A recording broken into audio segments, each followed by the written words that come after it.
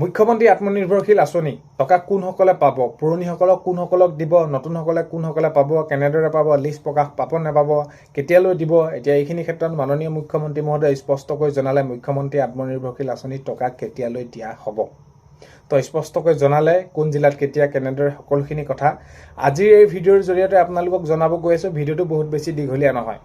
ভিডিঅ'টো আপোনালোকে শেষলৈকে চাব বুলি আশা কৰিছোঁ। আৰু এইখিনিতে আপোনালোকক এটা অনুৰোধ কৰিম, চেনেলটোলৈ যদি আপোনালোক নতুনকৈ আহিছে চেনেলটো ছাবস্ক্ৰাইব কৰাৰ লগতে কাষত থকা বেল আইকনটো প্ৰেছ কৰি অল কৰি থ'ব, যাতে নতুন এটা ভিডিঅ' দিয়াৰ লগে লগে আপোনালোকে আগতীয়াকৈ চাবলৈ পায়।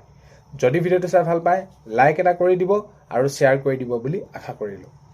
তো বহুত ভাগে কৈ আছিলে আত্মনিৰ্ভৰশীল আঁচনি টকা এইখিনি দিব, এনেকুৱা ধৰণৰ কি হ'ব এনেকুৱা। এতিয়া মাননীয় মুখ্যমন্ত্ৰী মহোদয়ে ফেচবুক লাইভ যোগে স্পষ্টকৈ জনালে যে 15 জানুৱাৰী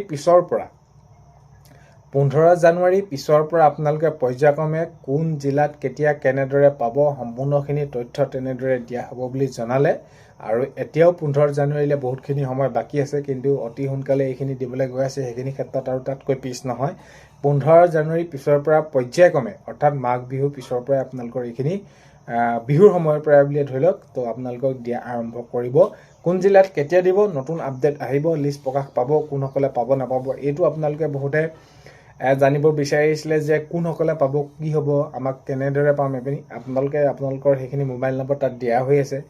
SMS যিদৰে SMS আহে আপোনালোকে প্ৰত্যেকটো ক্ষেত্ৰত ইণ্টাৰভিউ দিয়ালৈকে যেনেদৰে আহিছিলে আপোনালোকে সকলোখিনি অফিচিয়েলি য'ত নেকি আপোনালোকে চাব লাগে তাতো আপোনালোকে সেইখিনি চাব পাৰিব, আহিবই খবৰ মুখ্যমন্ত্ৰী মহোদয়ে জনাব। আৰু বাকী আপোনালোকৰ মোবাইল নম্বৰ হওক, ইমেইল হওক বা আপোনালোকলৈ ফোন কল হওক, নাম্বাৰ যিহেতু আছে আপোনালোকলৈ সেইখিনি কৰিব। আপোনালোকে তাত কোনো ধৰণৰ চিন্তা কৰাৰ প্ৰয়োজন নাই। আপোনালোকে গমে পাই গৈ থাকিব সকলোখিনি নিজৰ আপোনালোকে নিজৰ ইনফৰমেশ্যন নিজৰ মোবাইলতে পাব। আৰু বহুতে সুধি আছিলে পুৰণি কোনসকলে পাব নাপাব কি হ'ব।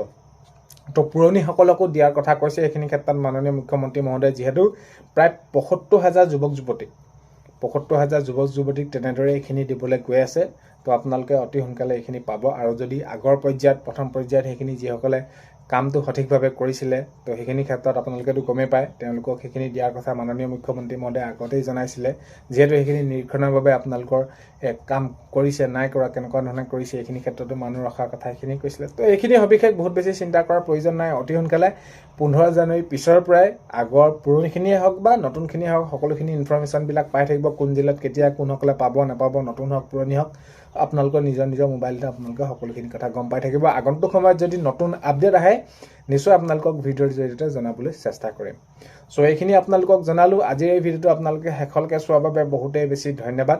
ভিডিঅ'ৰ প্ৰথমতে কোৱাৰ দৰে চেনেলটোলৈ যিসকল নতুনকৈ আহিছে ছাবস্ক্ৰাইব কৰাৰ লগতে কাষতে থকা বেল আইকনটো প্ৰেছ কৰি অল কৰি থ'ব, যাতে নতুন এটা ভিডিঅ' দিয়াৰ লগে লগে আপোনালোকে আগতীয়াকৈ চাবলৈ পায়। অন্য এটা ভিডিঅ'ৰ সৈতে লগ পোৱাৰ আশাৰে আজিলৈ বাই।